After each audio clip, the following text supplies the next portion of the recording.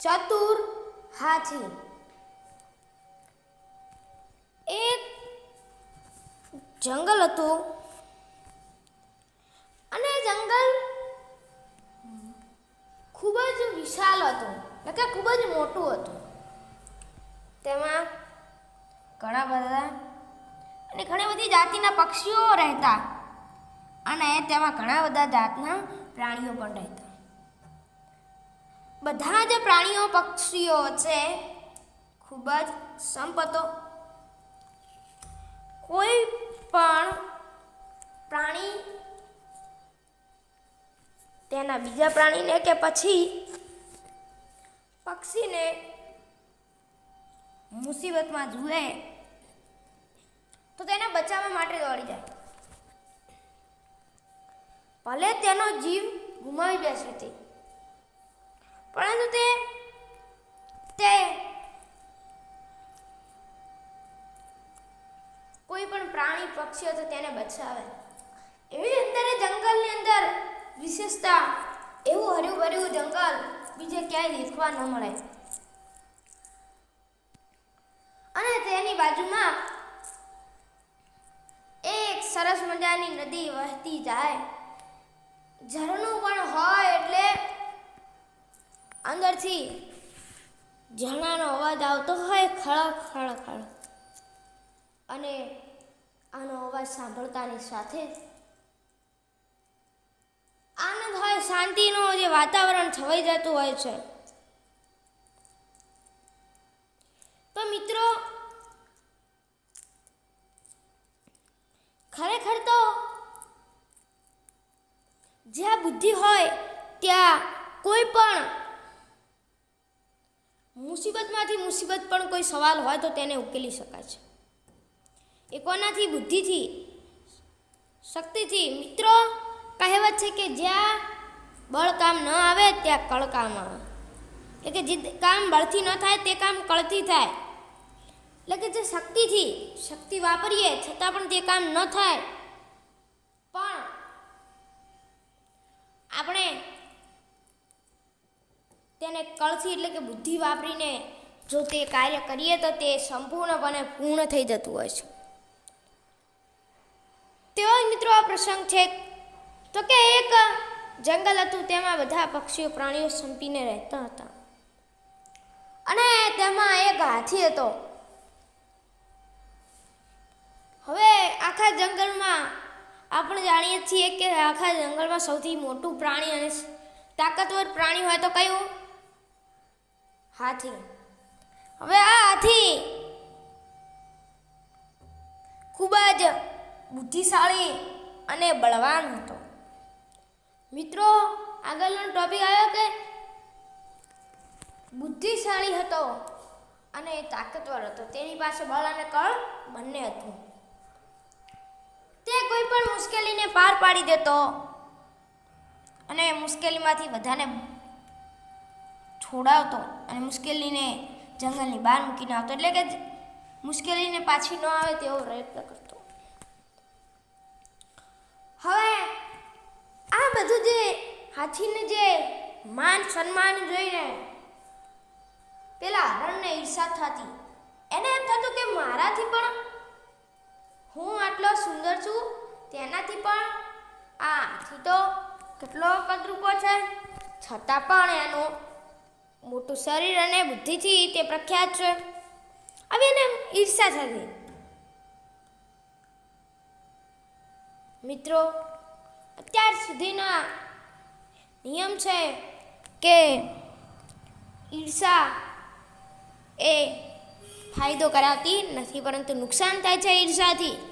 માટે મિત્રો, આપણે નુકસાન કરવું જોઈએ નહીં, અને નુકસાન ન કરવું હોય તો શું કરવાનું? તો કે ઈર્ષા ન કરીએ તો એ નુકસાન પણ ન થાય.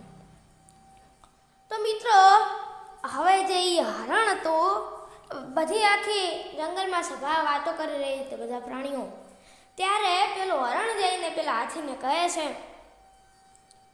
કે હાથી, તારા પાસે બળ છે ને કળ છે તારી પાસે? ત્યારે બધા પ્રાણીઓ કહે છે કે શું તને નથી ખબર કે એમની પાસે તો કળ અને બળ છે? છતાં પણ પેલું હરણ કહે છે કે મારે જે તારી આ બુદ્ધિ અને શક્તિ છે તેની એક પરીક્ષા લેવી છે, સાવ નાની. ત્યારે પેલો હાથી કહે છે બેફિકર, એટલે કે કોઈ પણ મુશ્કેલી વગર, કોઈ પણ પ્રશ્ન વગર. ત્યારે બધા પ્રાણીઓ કહે છે કે તને ખબર નથી આ બલવાન છે અને બુદ્ધિવાન છે, છતાં પણ તું તેમની પરીક્ષા કરે છે, છતાં પણ હરણ માનતું નથી ને એક પરીક્ષા કરવાનું નક્કી કરે છે. ત્યારે હાથી કહે છે કે ચાલ બોલ, શું તારી છે પ્રશ્ન અને શું તારી શરત છે? તે કહે કે જો તમે બુદ્ધિ અને શક્તિશાળી હો તો પેલી કાળી પહાડીની જે કાળી ગુફા છે કે જેની અંદર એક ભૂત રહે છે, કે જે ભૂત આવતા જતા બધા જ પ્રાણીઓ પક્ષીઓ પાસેથી જે લઈને ગયા હોય તે ચોરી લે છે. એટલે કે ત્યારે હાથી કહે છે કે એટલે શું કરવાનું હવે? ત્યારે પેલું હરણ કહે છે કે તમારે ત્યાં જવાનું અને તે હરણને ત્યાંથી ભગાડો તો હું તમને માનું કે તમારી પાસે શક્તિ અને બુદ્ધિ બને છે, બુદ્ધિ અને શક્તિ બને છે. હાથી તૈયાર થઈ જાય છે. તે એક બતક, જે બતક હોય છે તેને એક ઈંડું લાવવાનું કહે છે અને તે પોતાની જે ખિસ્સામાં મૂકી દે છે, પાકેટ જેવું લે છે અને તેના અંદર મૂકી દે છે. તે જાય છે અને જો તે કાળી પહાડી ઉપર જાય છે અને કાળી ગુફા પાસે જાય છે. હવે કાળી પહાડીની કાળી ગુફા એટલે કે ભૂતની, ત્યારે તે ત્યાં જાય છે અને ત્યાં તેનો હસવાનો અવાજ આવે છે. કોનો? પેલા ભૂતનો. હવે ભૂતનો હસવાનો અવાજ આવ્યો એટલે હાથી હતા ભાઈ નીડર, બુદ્ધિશાળી, એ બીવાય ખરો, કારણ કે એના કરતાં કોઈ ઊંચું મોટું ખરું, બળવાન ખરું, બુદ્ધિશાળી ખરું? ના. એટલે મિત્રો બને છે એવું કે પેલું જે ભૂત હોય છે બહાર આવે છે, તેના અંદર એકલા હાડકા હોય છે. હવે તે કહે છે, પેલો જે આ ભૂત હોય છે તે કહે છે કે તું અહીં હાસા માટે આવે છે? ત્યારે પેલું ભૂત કહે છે કે સારું ચાલ, આવ્યો છે તો ખરો, પણ તારી પાસે જે હોય તે મને આપી દે, નહીંતર હું તને મારી નાખીશ. અને ત્યારે પેલો હાથી હોય છે હસી અને કહે છે કે ભાઈ આપણે બંને એક શરત રાખીએ, બરોબર? ત્યારે પેલો જે ભૂત હોય છે કહે છે કે સારું.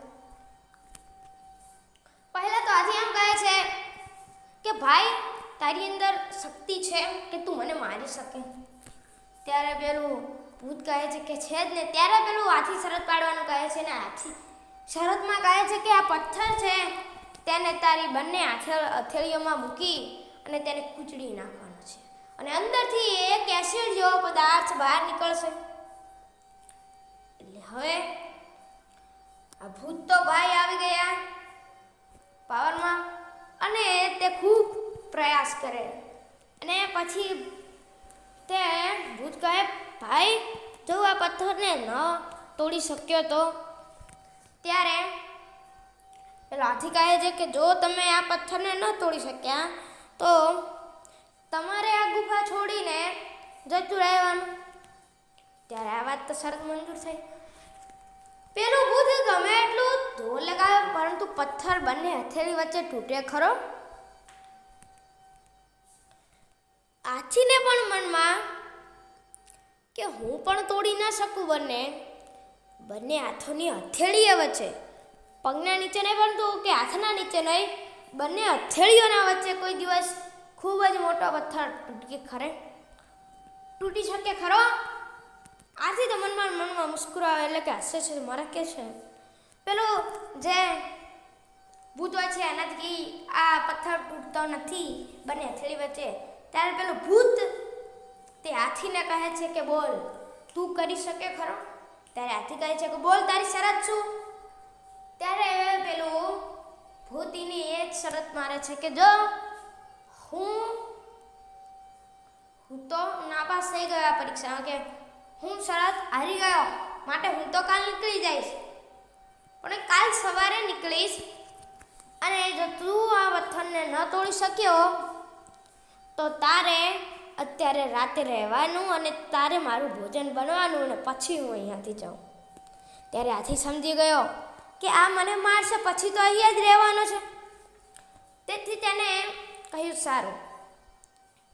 પછી હાથીએ પેલા પોકેટમાં પર્સમાં જે ઈંડું લઈને આવ્યો હતો, પહેલાં તે પથ્થરને એક બાજુ મૂકે છે ને ઈંડાને હાથમાં લઈ લે છે, કે જેવી રીતે પેલા ભૂતને ખબર પડતી નથી કે જે વાતમાં ને વાતમાં બધું ફેરવી નાખે છે. અને તે બંને હાથે થોડીક વાર આમ નાટક કરે છે, પછી દબાવે છે, એટલે બંને હાથે જોર લગાવે છે અને તે તૂટી જાય છે. અને અંદરથી પીળા રંગનું જે એસિડ હોય છે એવું એસિડ દ્રાવણ નીકળે છે. અને ભૂતને એમ થાય છે કે અરે રે, હું ન કરી શક્યો તે આ કરી દીધું. ત્યારે પેલું ભૂત કહે છે કે કાલ સવારે હું જઈશ, અત્યારે અહીંયા મને રહેવા દો. રાત પડી.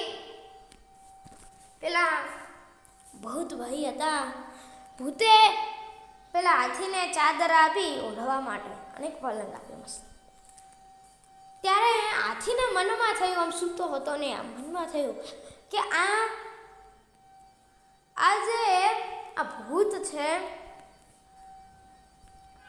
તે મને આજની રાતે રહેવા માટે શા માટે કીધું, મને અત્યારની રાતે રહેવાનું શા માટે કહ્યું. ત્યારે તેને કાંઈક ગડબડ ગોટાળો કરે, એટલે કે કંઈક દાળમાં કાળું છે ને એમ લાગે, એટલે કે કંઈક ગડબડ છે, ટાઈમ થવાનું છે નુકસાન આપણે. એટલે તે પાંદડાઓને ત્યાં ગોઠવી દે છે અને હાથી જેવો પાંદડાઓનો આકાર કરી દે છે અને ઉપર ચાદર ઓઢાડી દે છે, જેથી કોઈને ખબર પડે નહીં.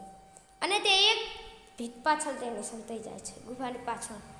અને તે જોતો હોય છે. ત્યારે પેલો થોડીક સમય થાય છે, રાત નીકળતી હોય છે અને તેમજ પેલું ભૂત બહાર આવે છે અને તે ભૂત દંડો બાજુમાં જ પડ્યો હોય છે લઈને કોઈ પણ વિચાર્યા વગર તેના ઉપર મારવા માંડે છે, એટલે કે તેને મારવા માંડે છે. તેને તો એમ હતું કે આ તો હાથી છે અને તે એટલું મારે છે, પરંતુ કોઈ અસર થતી નથી. તેને એમ કે હવે ઊંચું કરીને જવું નથી ચાદર, પરંતુ કાલ સવારે જોઈશું મરી જ ગયો હશે, બેભાન થઈ ગયો હશે, કાં તો માથું ફૂટી ગયું હશે. ત્યારે તે સૂવા જાય છે અને તે સૂઈ જાય છે. ત્યાં જ આ હાથી કામ કરે છે કે તે બધા પાંદડાઓને એક બાજુ હટાવી દે છે અને પાંદડાઓને એક બાજુ હટાવ્યા બાદ તે ત્યાં સૂઈ જાય છે. અને સવારે જેવું જ પેલું ભૂત એ ચાદરને લેવાનું હોય છે, ત્યાં જ હાથી ઊભો થઈ જાય છે અને કહે છે કે ભાઈ, અહીંયા ઉંદર ખૂબ છે નહીં? રાતના જ્યારે હું ઊંઘીને ઊંઘ્યો હતો ત્યારે મારા માથા ઉપર ઉંદર દોડી રહ્યો હતો. મારા ઉપર ચાદર હતી, તેથી હું કાંઈ કર્યું નહીં, નહીંતર તો હું તેને બંને હાથ વચ્ચે કૂચડી જ દેવાનો હતો. આ બધું જોઈ પેલું ભૂત તો ત્યાંથી નાસવા લાગ્યું. તો મિત્રો, આ વાર્તા ઉપરથી જ્યારે ભૂત જાય છે ત્યારે પાછો પેલો હાથી જંગલમાં આવે છે અને બધું જ ધન સરખે ભાગે બધા જ પ્રાણીઓને આપે છે. તો મિત્રો, આ વાર્તા ઉપરથી આપણને બોધ મળે છે કે જે કામ કળથી ન થાય તે કામ બળથી થાય છે.